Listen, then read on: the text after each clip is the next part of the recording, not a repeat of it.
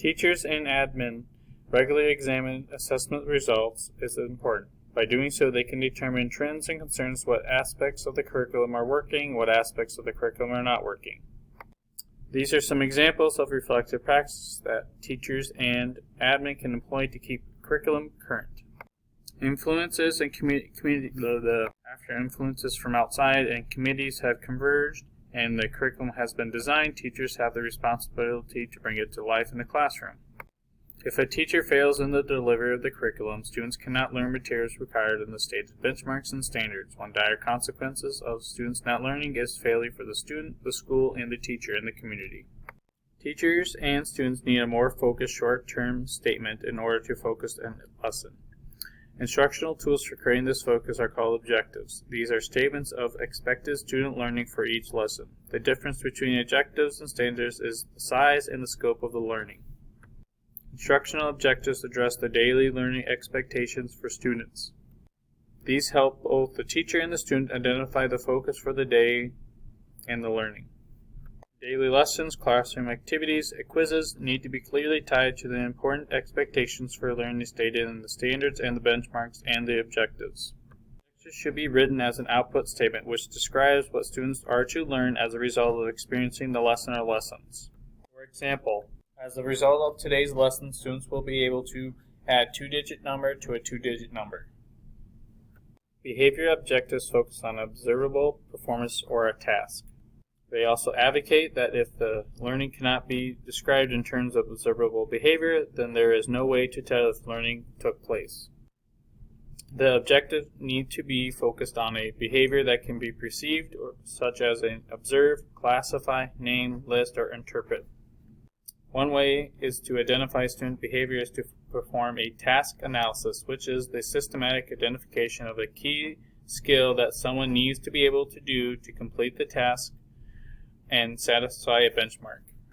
The steps for a task analysis include the following: examine the related standards and benchmark, identify the small learning steps, describe each step in terms of behaviors to be observed, determine the sequence in which students will need to learn the behavior, write behavior objectives for the most central and most important of these behaviors, be attentive as the lesson unfolds to facilitating students' acquisition of these behaviors, create an end of the lesson or end of the unit test. Taxonomy, a system for classifying knowledge learning outcomes in terms of complexity of mental activity required. There are 6 different levels of learning, and each level of cognitive domain represents a different stage of complexity of knowledge and different extents to which knowledge is to be used. Teachers require different types of learnings of students, depending on which level of taxonomy is being addressed. In addition, teachers must keep in mind that this taxonomy is also a learning hierarchy. Students cannot perform at a higher level unless they have already learned the necessary knowledge at the lower level. Level 1, remembering, knowledge and behaviors that emphasize remembering and recall. 2, understanding. Students are able to communicate a key component of an idea and can use the idea. 3, applying. The student is able to apply the learning to a new situation. 4, analyzing. Analyze addresses the ability to break something down into its parts or pieces. 5, evaluation. Evaluation is about making judgments about the value or worth of an idea, product, or problem. 6, create. To create is the process of putting together the parts to make the whole. Effective domain of students' learning also is important for teachers to consider as they plan instruction, teach lessons, and assess student learning. Effective domain is a system for classifying learning outcomes in the area of human reactions and responses. Student attitudes, feelings, and dispositions are key components of instruction. 5 levels of the affective domain. 1, receiving, attending. The learner is sensitized to the condition, phenomenon, or stimuli that is the aim of the lesson or the topic of study. 2, responding. At this level, the learner is motivated beyond simply attending and is actively attending.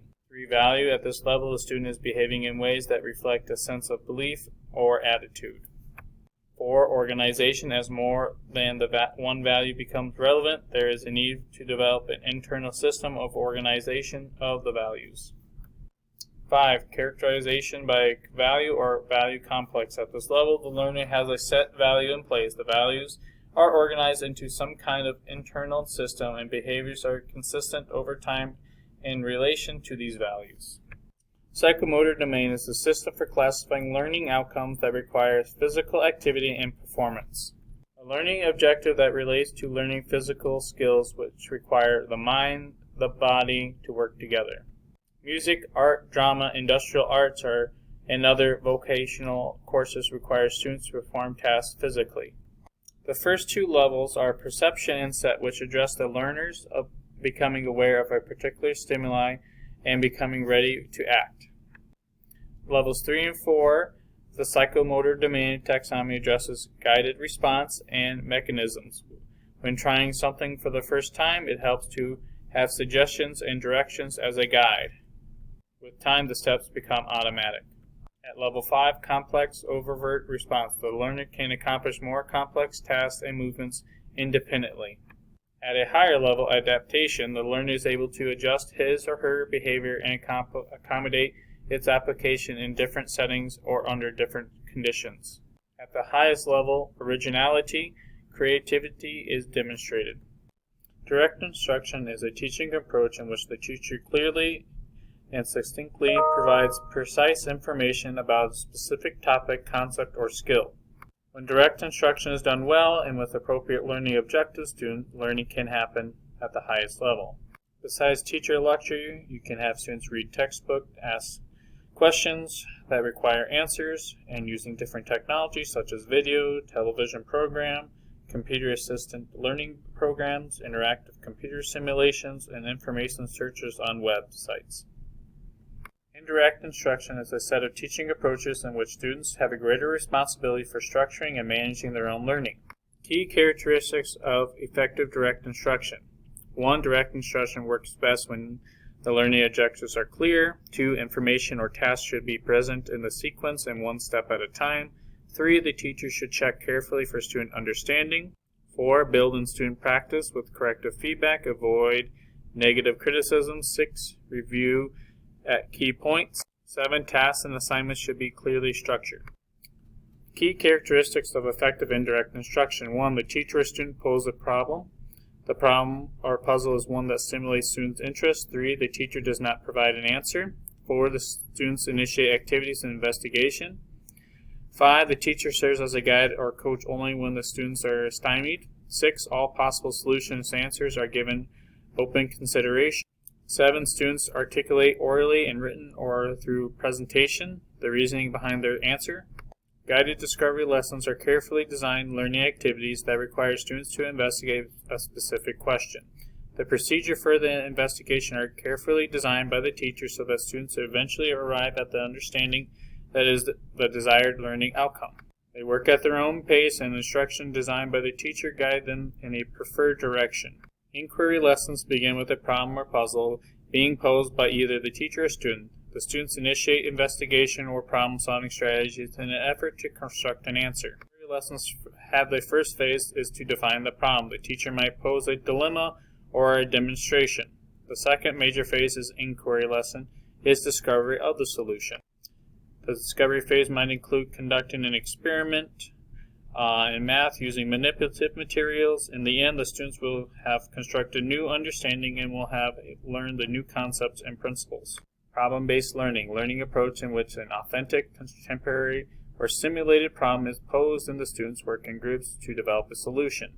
The problem does not have to be a quick or obvious answer, nor is it one that which students will already have sufficient knowledge of. A team of students engaged in a systematic inquiry, decision-making, and problem-solving. Self-regulated strategies. Cognitive learning strategies are skills that relate to a specific learning task and are used by students when they need to organize information, mentally or physically manipulating materials, or applying a specific technique to a learning task. Could be previewing a story, establishing a purpose for the reading, cautiously making corrections, taking notes during lecture, completing a graphic organizer. Metacognitive is the process of a purposeful monitoring our thinking. Metacognition is characterized by clarifying the purpose for the learning, monitoring one's own comprehension through self-questioning, and taking corrective action.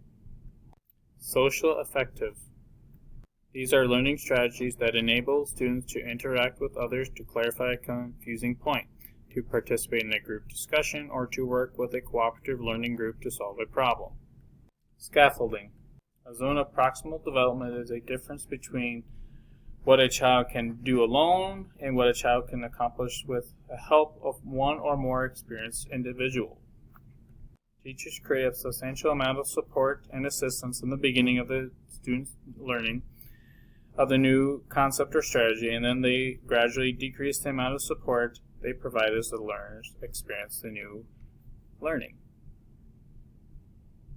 Proponents of heterogeneous grouping point out that high-achieving students help lower-achieving ones and that everybody learns. Proponents of homogeneous grouping believe that the mixability of grouping slows down the faster learners. In cooperative learning, the general plan is to have a mix of students so that each group will include students of high, middle, and low, or group by student interest, and assign based on student interest. Each group would need a leader, a monitor, resource manager, recorder, and reporter.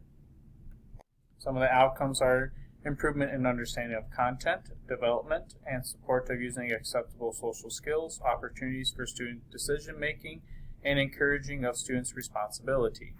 When using technology, the following instructional features make a positive difference.